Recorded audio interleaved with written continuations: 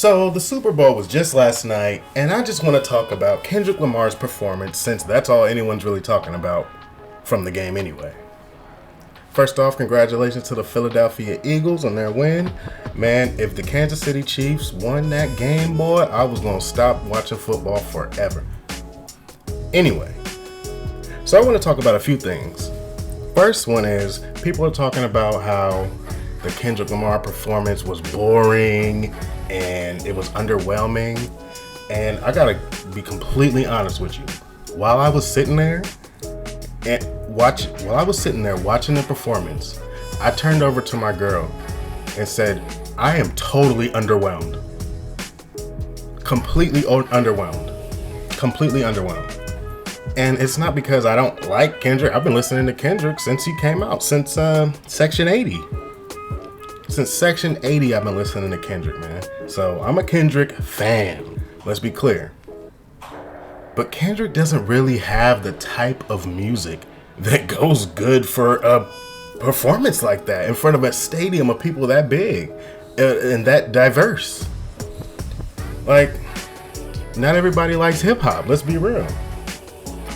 And those songs aren't even like really mainstream hip hop. The only one that was the only reason why he got booked for the Super Bowl, in my opinion, was They Not Like Us. So you got a lyrical rapper up there who doesn't really make radio songs like that, performing at the most mainstream, most watched sporting event in the world, besides, I don't know, the Olympics. So there just wasn't enough for everybody to chew on. You know, there wasn't enough food for everybody to eat. There wasn't enough of a variety of music to satiate everyone's palate. If you're not a Kendrick Lamar fan, you probably have no idea what the fuck he was even up there talking about. And then on top of that, it was the jeans too. It's like, nigga, why is you wearing bell bottoms, bro? Why is you wearing bell bottoms?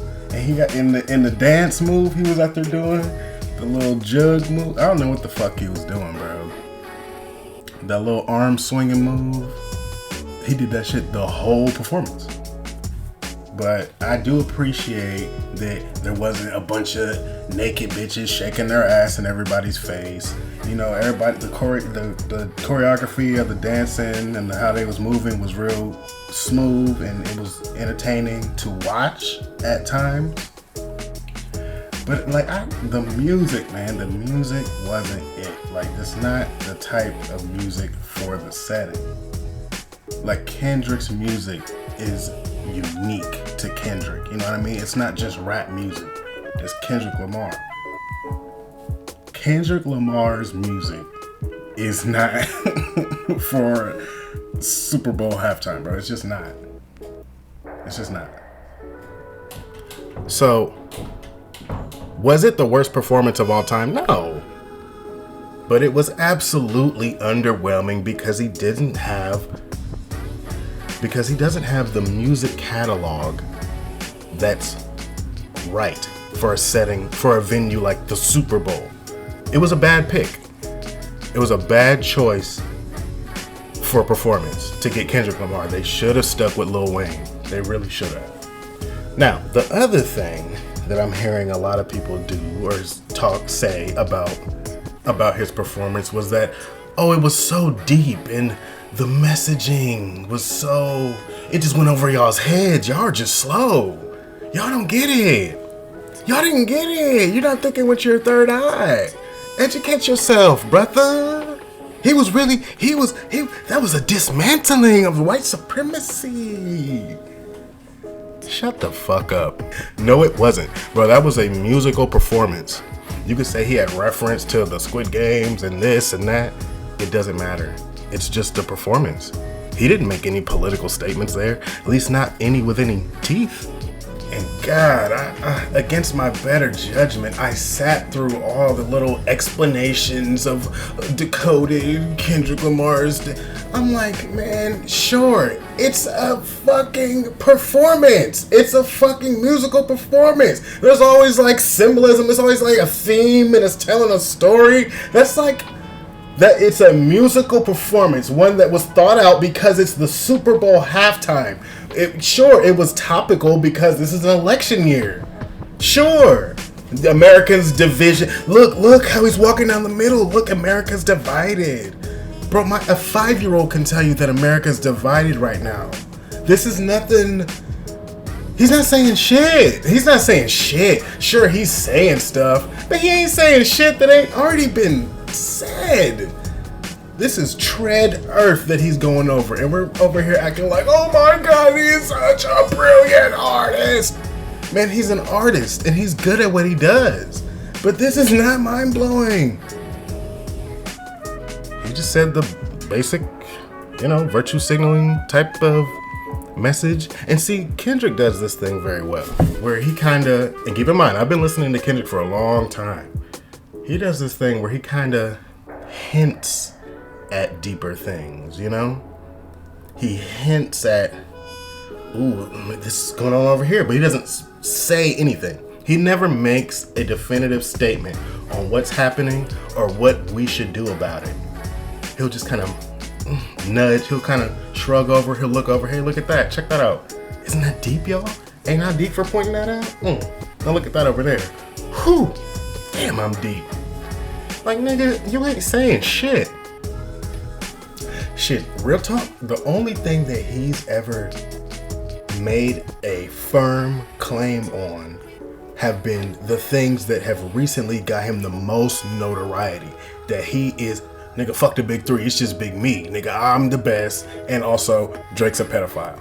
Those are the two stances that he's stood on in his entire career, and they have what's gotten him to this point now. That's why I feel like it's kind of mismatched. Like, he really doesn't belong at the Super Bowl halftime right now. But he got so much recent notoriety from the two big claims that he recently just started making. That, he could have said this years ago. Both of these things he could have been said. And you could say, oh man, he's a fucking genius, man. It's strategic timing. And you know what? I agree. He said this shit. He laid low and just said this shit at the perfect exact time. I don't know all the details. I don't follow the beef shit. I don't really care. I heard those songs and I was like, okay. But yeah, before that, Kendrick wasn't getting a lot of respect. Everybody was fucking talking about how Kendrick, you don't hear that shit in the club. And, as much as I didn't like hearing that shit from them at the time, shit, they were right. They were right. There's a reason they didn't play To Pimp a Butterfly in the club, bro. You never hear that shit. It just doesn't fit the setting. Like, he's like a poet. He's like a modern day Langston Hughes. And yeah, that's not really the vibe for the Super Bowl. If anything, it was kind of like just a fuck you to Drake. Like the whole NFL Roger Goodell called fucking Kendrick like, hey bro, I fucking hate Drake, bro. Let's book you for the Super Bowl, man. So yeah, I guess a fuck Drake was what I can take from. That's the only statement you could take from that halftime show.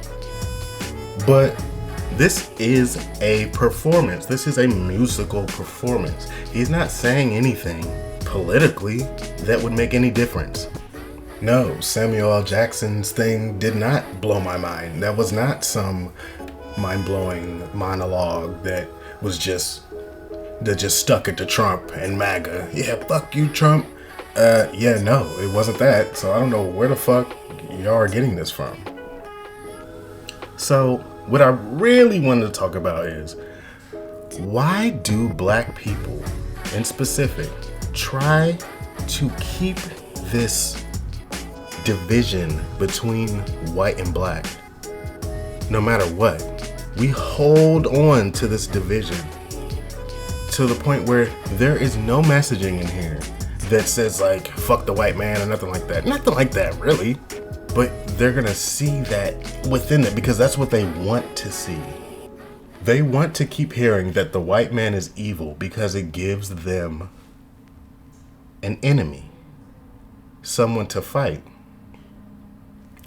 Now that leads me into something else that really doesn't have anything to do with this, but I just wanted to touch on it. In Cincinnati, Ohio, there was like a Nazi gathering, neo-Nazis on a bridge of an overpass. And, you know, a bunch of black people ran them out of there, which is cool, which is fine. I don't know, man. Call me a conspiracy theorist, but something about this feels manufactured. Like, I've never seen a fucking neo-Nazi in my entire life. Now there's so many of them that they're posted up on a overpass in Cincinnati right after Trump got elected. Not before. Didn't see a single neo-Nazi gathering before. Now Trump won, and now suddenly here's an organized gathering of neo-Nazis. I don't buy it. In fact, I went ahead and did a little bit of digging and came up with the guys that did it. These guys. And apparently they were being dropped off by the police for these little demonstrations. Like literally in a U-Haul truck. So this wasn't official. This isn't official business, bro. They pulled up in a U-Haul and dropped them off.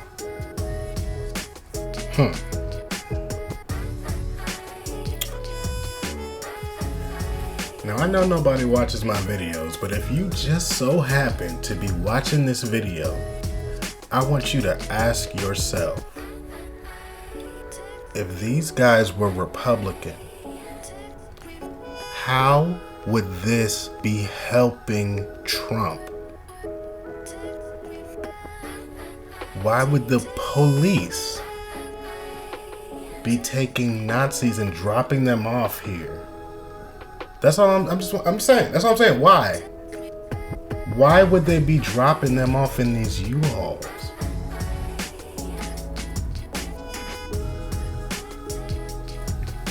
Is it because they're trying to stage something? They're trying to stage a situation? They know exactly how it will look. Neo-Nazis going across the bridge in Ohio with the police protecting them. They know exactly how this will look, and obviously it will look bad, and people will assume, oh, this is Trump's people. These are MAGA.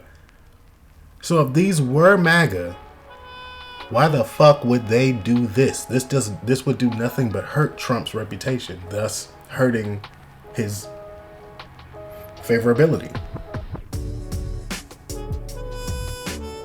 So then what's the other answer?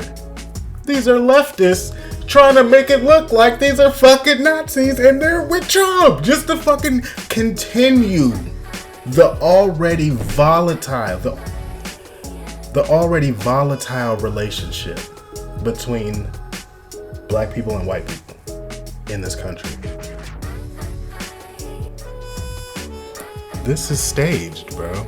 They're trying to rile up a race war right now. And they've said Trump is a Nazi for so many years now that people just think, yes, Trump, Nazi. So then, okay, Nazis, let's put some Nazis on the street. Okay, people see Nazis, Trump. Okay, this must be because of Trump. Trump's a Hitler. Oh my God, we're all gonna die. Stop it, bro.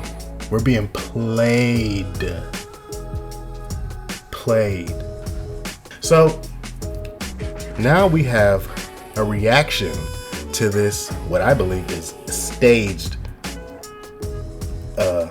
racist group, which is, they're probably liberals. Let's be real. These are probably leftists. This is probably Antifa that's doing this shit. Let's be real. While I have seen claims that some of these guys, or at least one of these guys, was formerly a Proud Boy. Okay, I haven't seen any proof. I've seen claims, but okay, I don't buy it. And that doesn't really change what I'm saying, because I don't give a fuck if he was a fucking Proud Boy or a fucking whatever. He doesn't align with the America First agenda if he's gonna walk around with a fucking Nazi flag, bro. Trump's agenda it's not a Nazi agenda. That's the bottom line, bro.